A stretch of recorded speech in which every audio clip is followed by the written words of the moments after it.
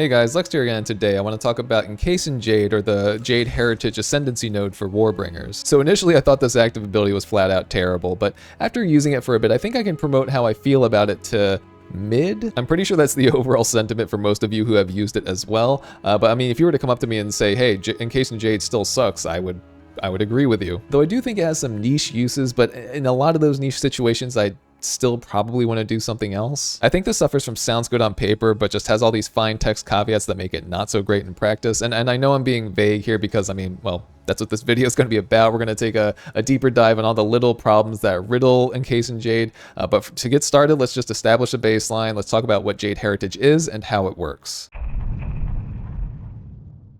Alright, so Jade Heritage is an Ascendancy node that you can put points into if you've picked the Warbringer Ascendency. And you can see it's this branch here. The node right before gives you a big chunk of armor, which is semi-useful. But this here is Jade Heritage, and it does two things. One, it grants you the Encase and Jade active ability, obviously as we've talked about. And two, it grants you this Stacks of Jade mechanic, or buff, whatever you want to call it. But it is technically a buff. And this stacking buff does something on its own, but it is also closely tied in with Encase and Jade. So passively you gain these Stacks of Jade, which will grant you 1% physical damage reduction per stack up to a maximum of 10 stacks, so a potential maximum of 10% physical damage reduction, which again sounds pretty good on paper, but we'll talk about the drawbacks in the next section. And well, let's go over Encase and Jade. So Encase and Jade is an activated ability that, well, encases your character in Jade, but it like absorbs damage and kind of makes them invulnerable to certain attacks. You know, as I'm explaining this part of the ability, I kind of want to get into the issues with this one, so I think we're just going to start talking about the issues at this point.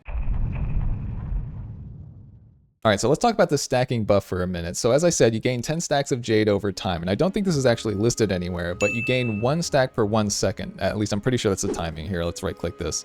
Yeah, you can see that's generating, I'm like 99% sure that's 1 stack per second. Somebody else can time it to get the exact result, but I'm pretty sure, which okay, is fine. Though I notice at times if you enter a new zone or you zone back into a map that you were completing or something, the stacks completely disappear and you have to start generating them again from zero, which essentially means sometimes you'll have to wait a bit to get the maximum stacks, or if you want the maximum benefit from Jade Heritage before going hard in a newly loaded zone that might be densely packed or something. Doesn't happen that often, thankfully, but often enough to where I noticed, which is the issue. Overall, in my opinion, that's not that big of a deal. The bigger deal is this part. Here, I'll mouse over it. A stack of Jade is lost when you take physical damage from a hit. Initially, I thought this was pretty bad because, you know, even a physical damage hit of 1 damage will remove a stack of Jade from you, essentially, which sucks. And it definitely sucks if you get this Ascendancy too early, you know? I really don't think this is the first thing you go for as a Warbringer. But later in the game, you're likely going to be running a good chunk of evasion and or block chance, and that makes maintaining the stacks a little easier. They'll even regenerate, you know, as you're blocking and evading enough, so,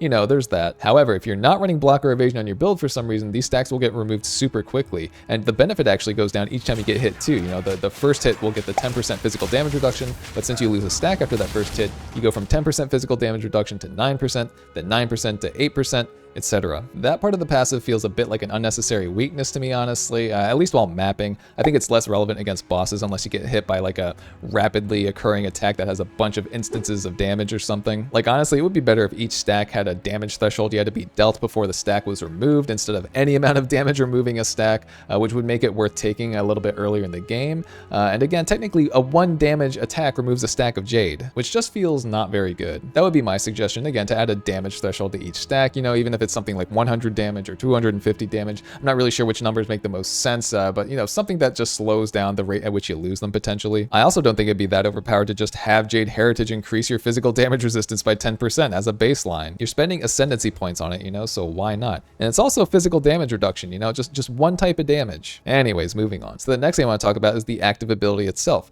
Encase and Jade. Again, on paper, with very little knowledge, this sounds like it could be a decent ability, but like I want to like it so badly, but there's so much jank around it and how it was put together and how it plays out in all these common scenarios. So first, as I hinted at earlier, Encase and Jade is tied to the number of stacks of Jade your passive buff has built up for you at the time of you using Encase and Jade. This means that if you lose all of your stacks of Jade somehow, you actually cannot use Encase and Jade. You can't use the active ability. You need at least 1 stack in order to use Encase and Jade. You can still activate it with less than 10 stacks and you'll still be able to absorb some hit damage, but the amount of damage you can absorb is lessened, since that amount is directly tied to the number of stacks that you had when you used the ability. And obviously maximum stacks means maximum absorption. So already a few problems with what I just said. Encase in Jade only absorbs hit damage, which is unfortunate because you can encase yourself in a shitty situation, but while you're sitting there, you are susceptible to all sorts of damage over time effects, you know,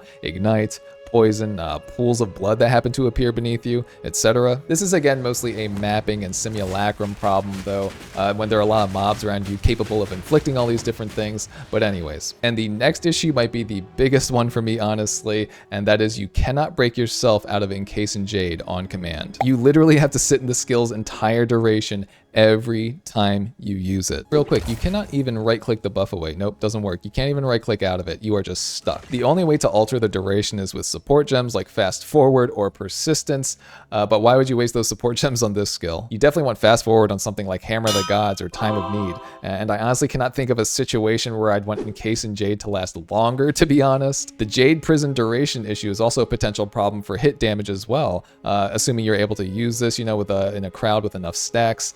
You're sitting there unable to break out of the ability when you see an opportunity to. Like you may see some mobs charging up some of their stronger attacks and you'd like to break out of Encase in Jade early and roll away perhaps, but instead you're just stuck there until the duration of the ability runs out, which potentially just sets you up for the mobs who are charging up these attacks to hit you as soon as you break out of the ability. You might be surprised how common this is actually. Like using this in an oh shit situation while mapping against a crowd of mobs can let yourself get hit by big abilities, or let them slowly surround you since you can't break out when you want, and then you can just have your health get spiked down even by just the sheer number of attacks that happen to hit you when you are released from Encase in Jade. It feels really rough in those situations, you know. I really wish this was just an ability that was a reliable, hey, I'm invulnerable for a little bit, I don't have to worry about things for a few seconds, you know? Like just adjust the cooldown however you want, make it longer just to make it balanced or something. But anyways, let me give you some of my solutions for some of the problems I just laid out.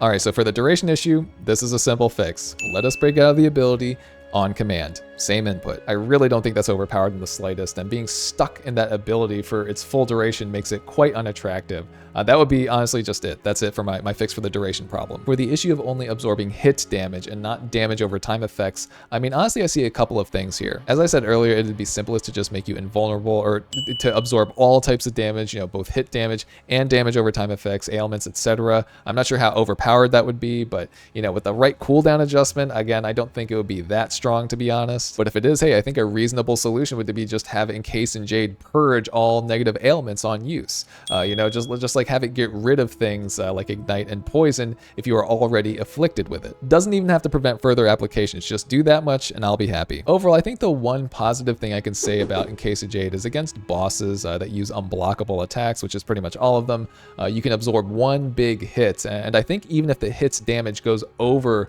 the listed amount of damage that is absorbed by Encase in Jade, it still doesn't damage you. But don't quote me quite yet on that. I've tested it a little bit, but I think I need to test it a little more. I haven't tested it against pinnacle bosses, to be honest, because, well, I don't want to waste my currency potentially just fishing to get hit by some of their most powerful attacks. So some of you that have used Encase in Jade against pinnacle bosses, please let me know how it went. But to be honest, being stuck in the ability for its full duration is kind of the issue here as well, because there are a lot of unblockable attacks that are good opportunities to punish the boss if you've dodged roll it effectively. But with this ability, yes, you can tank the hit seemingly, but then you're just sitting there in the Jade, which can make you miss a good punish window or set you up for the next boss's attack, honestly. It's just like that issue with mapping where a bunch of mobs can just hit you with some scary attacks just as the duration ends, you know, when you perhaps had an opportunity to roll away beforehand. Anyways, that's my take on the ability, but I really want to hear your guys' take on this one. Am I wrong here? Is it good? Is there some hidden tech I'm not aware of? Like, honestly, truth be told, the one change that would make me like this ability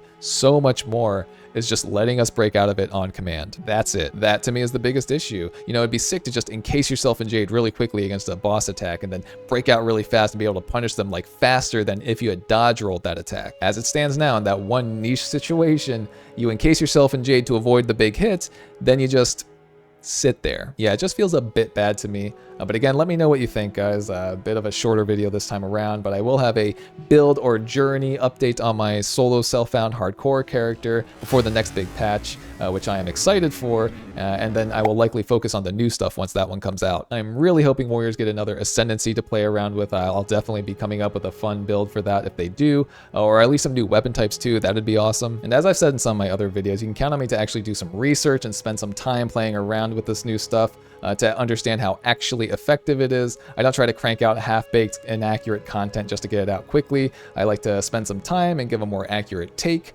on how things are in this game because, well, I enjoy testing new things. And honestly, I love this game, man. Like, still audibly to this day, as I'm playing, I sometimes just say to myself, God damn, this game is good. Anyways, I'll stop rambling. Thanks for hanging out. I'll see you guys in the next one.